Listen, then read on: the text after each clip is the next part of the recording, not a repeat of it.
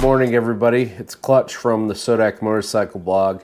Here, welcome you to, well, it's another edition of Comments and Beer, but instead of Comments and Beer today, it's Comments and Coffee because I'm doing it in the morning. So, if you're wondering what I have for a coffee here, just give me one moment. Actually, I can tell you right here, I'm looking right at the box. So, what I got here for coffee, I have the Starbucks French Roast K-Cup variety. I have the Keurig. I can't tell you what number the Keurig is. It's the Keurig that has the regular old decanter coffee pot with the 12-cup pot, and also got the single serve on it. So, and I use this. I did a 12-ounce pour on it. So, and it's delicious, as coffee usually is. And I know it's been a few months since you've heard from me. We didn't do one last month and month just because I figured there wasn't a lot going on, and honestly, I kind of mailed it in, and that's kind of what I've been doing the last 2 months. I honestly been struggling to try to come up with content and things and stuff. However, we took our first ride of the season 2 days ago. Took advantage of the crazy warm weather, and so we got some ride content coming, hopefully probably as early as next week. But anyways, I'd like to thank you for stopping by the Sodak Motorcycle Blog.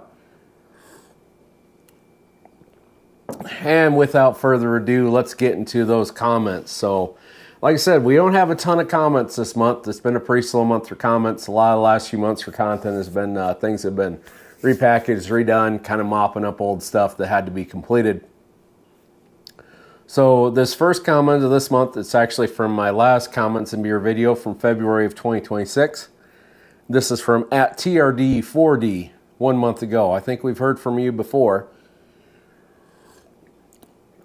It says, I'll start out with the seats. I had a 2024 Heritage Classic and traded for a 2025 Road Glide because I couldn't find a decent seat for the bike. I do feel bad with what they put on them stock. Got a better one on the way. Obviously a Harley guy here, but if Honda put out a CB750 with cruise and fuel injection, they would sell at least one. Same with the V65 Sabre. Would rather ride the CB than even my Road Glide. Me and my wife wore that thing out on the California roads. So another one talking about the importance of seats. Seats are very important. I've said it before, I've said it again. To me, a seat's a pretty easy thing you can control to go find something that's a little bit better. Stock seats are just garbage. They are. I don't care how fancy they are. I don't care how good these OEMs say the stock seats are. I've said it before. But, you know, God bless her, but I had a salesman at Harley a couple years ago just going on and on about how good this seat was on the CVO, and it's like, I ride a wrestle day long. There's no seat that's going to compare. Which told me they knew sales, not motorcycles. Which, let's be honest, most people selling you a bike, from a dealer, they know sales. They don't jack about that bike, I'm pretty sure. Pretty much all the knowledge about that motorcycles resides in the back room, and frankly, there's not a lot of that left anymore because they make too much money and they had to fire all of them. But anyways, I digress. The seats, to me, and that was probably the biggest thing between younger me and older me, because when I was younger, I worried about all the stupid stuff. You know, how'd the bike look and did it have a good set of pipes on it? Well, as you get older and wiser, you realize, you know what? Who gives a crap about the pipes and how it looks? You know what? How comfortable is it when you go down the road? And that's kind of where I put my frame of mind now when it comes to motorcycles. So the seats are very important, absolutely. Also, you're not the first person I've heard that said things about, would ride a Honda if they had the chance or if they had a little better setup. So, but definitely glad for your comments.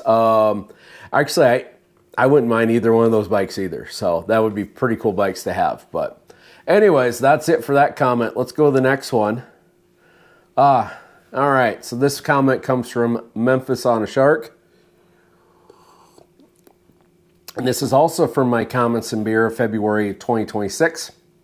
And he replies, I agree with you. Absolutely need to certify iron butt rides. If it isn't certified, it isn't an iron butt. And yes, I absolutely agree with him. And I've said it to quite a bit of an extent before here is, yes, since I have certificates and I have patches that say, yes, I did that. Yes, I am very much of the belief too. In my mind, yeah, okay, cool. You rode one, but you didn't do it. Sorry. Like, you can say you did one all day, but you didn't. You ain't in the record. Sorry. You're just not in the books. And does that make me no better than a 13-year-old girl who's chasing after a stupid certificate? Sure, whatever. But in the end, I'm of the same thought.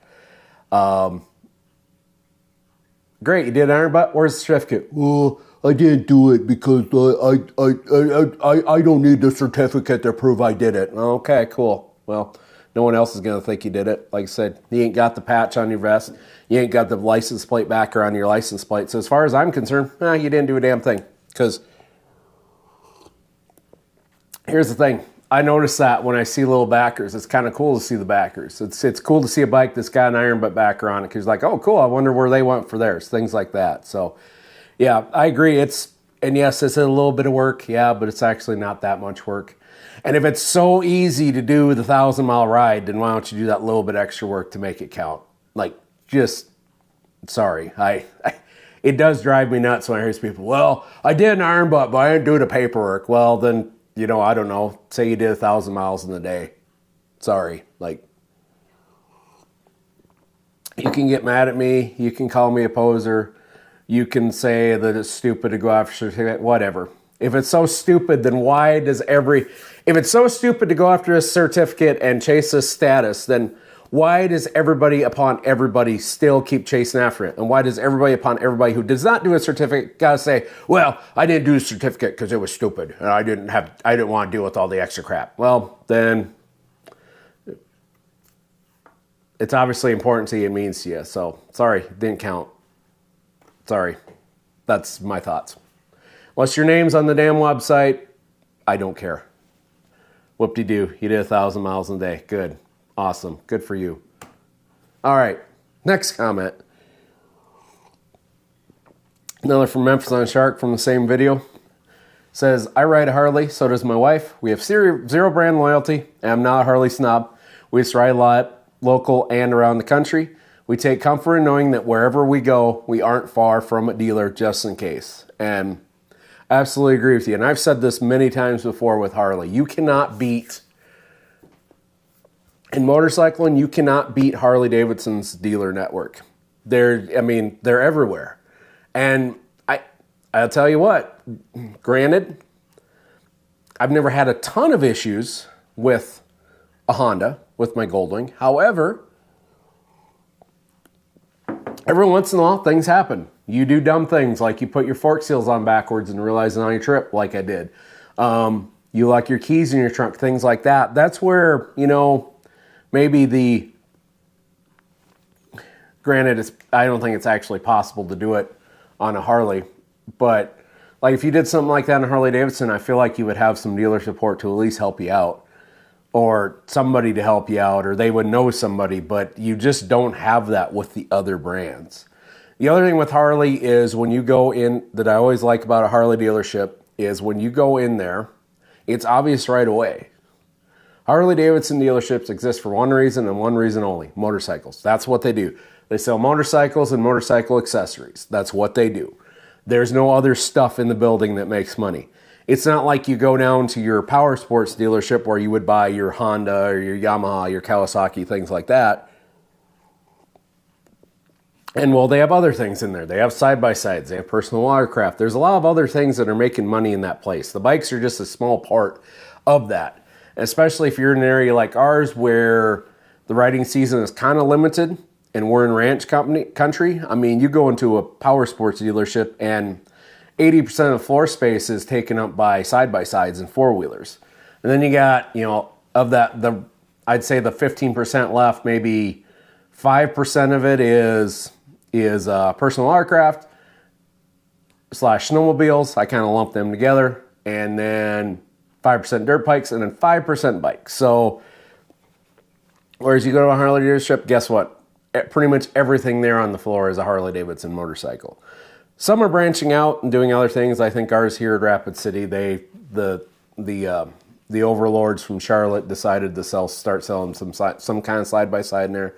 Didn't really see what it was. I saw them by the road. But in the end, still, the big thing remains is the Harley-Davidson dealership is still selling Harley-Davidsons. Also, you walk in there and it's, it's a little bit, the vibe is just different at a Harley dealership. You walk in there and you'll get, pretty much every Harley dealership I've been in, I've been usually greeted at the door. They're usually pretty friendly to you. They're usually trying to strike up conversation with you. Granted, they're trying to sell you stuff, which the sales, that's what they're there for. But I walk into a Parlor Sports dealership around there, and it's like you got to basically walk around and almost try to hunt people down to try to get someone to help you out if you want to buy something. So it's kind of or if you want like help, like, hey, I'm trying to figure out this helmet situation. What do you think? Or, hey, I'm looking for this type of clothing. What do you think? Do you have something that can help me out? Things like that, frankly, you just don't get at other dealerships. So, and also I've said many times on record, to me, if it was between Indian and Harley-Davidson, I would buy the Harley-Davidson hands down, and it's mostly the support of that dealer network. Now, granted, Indians do have Indian dealers. They are generally in business to sell motorcycles, but they just don't have the coverage that Harley-Davidson does, and they don't have the market share that Harley-Davidson does, and that's just how it is. They also don't have the aftermarket parts that Harley-Davidson does. There's so many things, so Harley-Davidson's still the king of the road of this country, and until basically Harley-Davidson ceases to exist, they will be the king of the road of this country. And honestly, I think if Harley-Davidson were to cease to exist, I think motorcycling in this country is effectively dead. Motorcycling in this country goes as Harley-Davidson goes. That's why I think if Harley's doing good, it's good for everybody. That's just my thoughts. But anyways, thank you for your comments once again, Memphis on a Shark. Definitely appreciate it. And, one more thing on the Harley stops. I know that it's a very small group of people that are the Harley stoms, and they're a thing. They exist. You see them everywhere. They can't understand why you wouldn't have, Harley-Davidson underwear as well. But it's good to see that you are not one, Memphis. Obviously, you're not, because I feel like if you were one, you wouldn't be wasting your time spending so much time watching my videos and commenting on my videos. And I'm pretty sure all your comments would start something like this. Well, he doesn't understand the greatness of the Harley-Davidson. He obviously doesn't get it. Someday he'll grow up. So, yeah, you're not that type. Never thought you were that type, Memphis. Thanks for your comments. Okay, I think this is my last one. Yeah, we're already to the last one. You guys have kind of been slow this spring, but it's okay.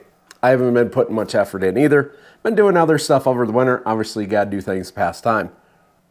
This is from Stephen Wright, 6573, 3 days ago.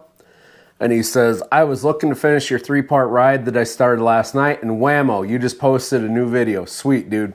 Someday I want to try a Bun Burner 1500 just south of Kansas City, and then roll north on Interstate 29 to Pembina, North Dakota, just before Canada, then flip a U and bomb back. 29 looks perfect for to maximum easy terrain, low traffic, 80 mile per hour speed limit, which will make a huge difference. So thank you for your comment. We're going to kind of go through your comment here just little by little. So I'm glad I helped you out with that series. That is one thing. That's one downfall sometimes of doing where I do the mass videos at the end, is like a situation like this. Let's say you watched one, you were going to watch other ones. Well, the full video pops and you go choose that one instead. You take a view from a couple other videos. But in the end, the reason I do those mashup ones, it's mostly I run out of ideas at the end of the year, and I struggle. I always struggle because usually how my videos are done, where like this year, I had pretty much every video I was going to do done the first week of October. And so now you factor that in, there's all those months of not having a video out, not getting in the groove of doing a video every single week. And I struggle to ramp myself back up. I always do. And usually it's the date kind of sneaks up on me because I have other things going on just like anybody else does. And usually it's oh crud, I have 2 more videos I got to produce, and I'm not riding motorcycles yet, and I don't have any other content to put on there, and I really don't have anything on my mind. And it's like, you know what? We're We're gonna mash a bunch of old videos together. We'll re-download those things off of YouTube. We'll mash them together and re-upload them so we can do the whole darn thing. Make it for a really long video and make it just for something you can just binge.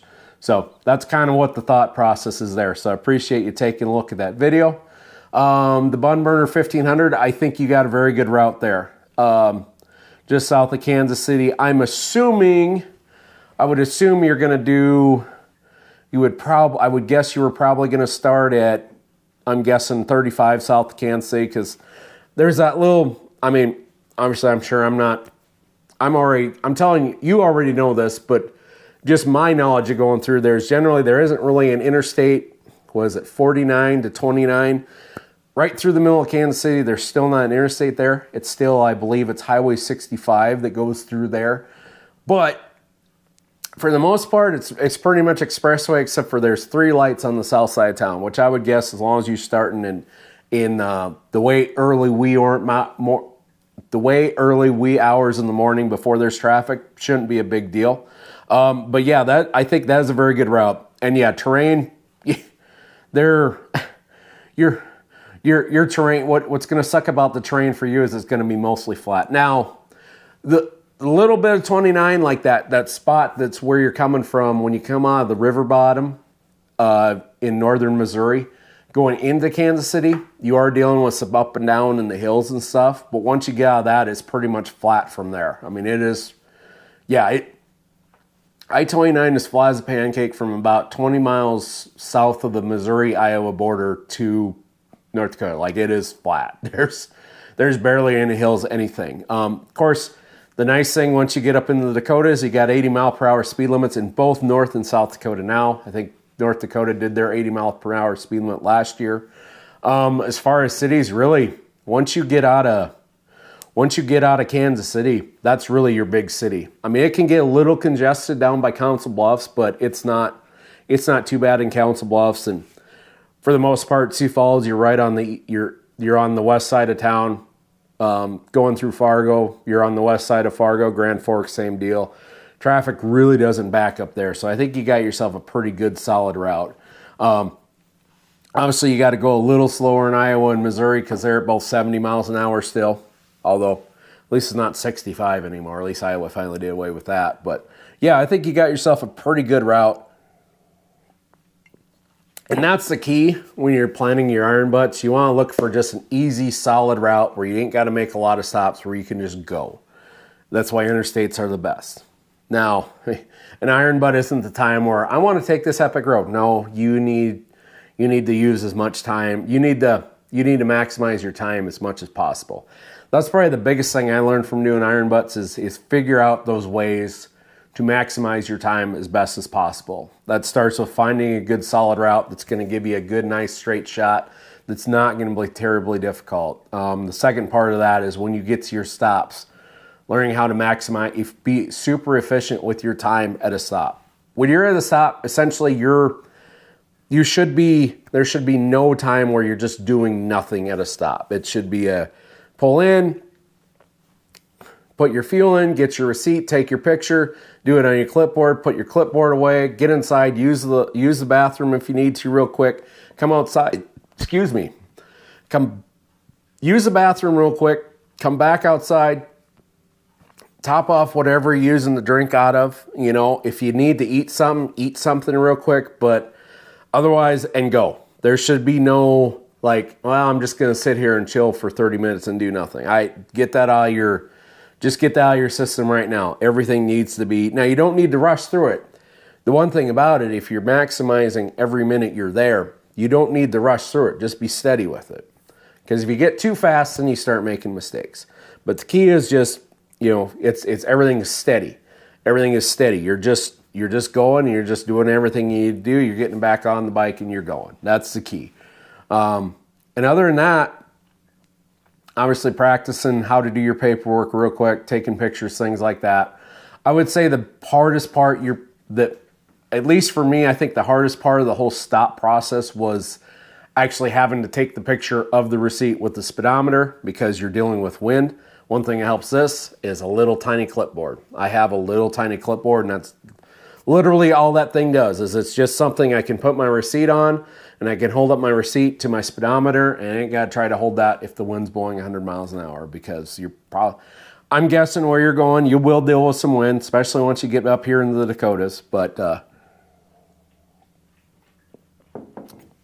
anyways, I'd say other than that, I hope you have good luck with your run. I hope you do it. I will give you a word of advice, Stephen. Plan it out and just do it. Just do it. Don't dink around too long waiting for the perfect situation. Figure out a weekend to do it. Figure out when with reasonable weather and just go for it and just let it rip. Because I'm telling you right now, I spent too much time trying to wait for the perfect situation, and the perfect situation never come, and I just finally just did it and completed the run, and I'm glad I did, because after that it's like, well, why did I wait so long, you know? So, but anyways, that's it for the comments. So I'd like to thank you for stopping by the Sodak Motorcycle Blog. Once again, I am Clutch. Thanks for stopping by to this month's edition of Coffee, or Comments and Coffee.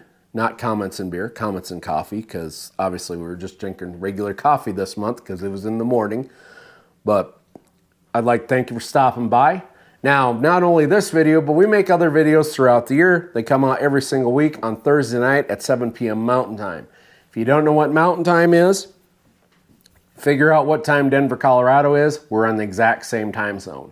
So if it's 7 o'clock on Thursday night in Denver, Colorado, guess what? A new Sodak Motorcycle Blog video has dropped. If you like this video, hit the like button. If you dislike this video, hit the dislike button.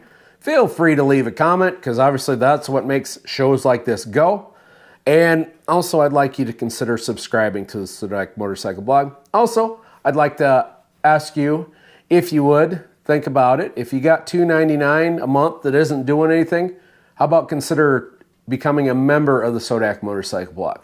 With that membership, you will get priority reply to comments, meaning I will answer your comment as it comes in within 48 hours. So if you're a Sodak Motorcycle Blog member, let's say you leave a comment on this, within 2 days, you're going to have a comment written down on me replying from actually on the comment itself. You don't have to wait for comments and beer. So that's kind of cool. You get a little note or a little tag that's by your name that's got the Sodak Motorcycle Blog logo, signifying that yes, you are a member. Also, you have full access to all my videos as I upload them. Last year, as I talked about, I upload a lot of my videos quite a bit in advance. Usually I get all my videos for the year done about October. So there's October, November, December, January, and sometimes a little bit of February that has videos that are done, but you don't get to see. Well, if you sign up for the Sodak Motorcycle Blog membership, you get access to them as I upload it. So if the video comes out on February 21st of 2027, but I upload it on October 1st of 2026, guess what? You'll get to see that on October 1st of 2026. So I do ask you to consider thinking about that. All else fails, I'd really like it if you would subscribe to the Motorcycle Blog. I would really appreciate it. And if you subscribe to Sodak Motorcycle Blog, you don't have to be a member. You can still get videos every week. You just maybe got to wait a little bit for replies to comments and also for videos to come out. So once again, for the Sodak Motorcycle Blog, I'm Clutch. We'll see you later.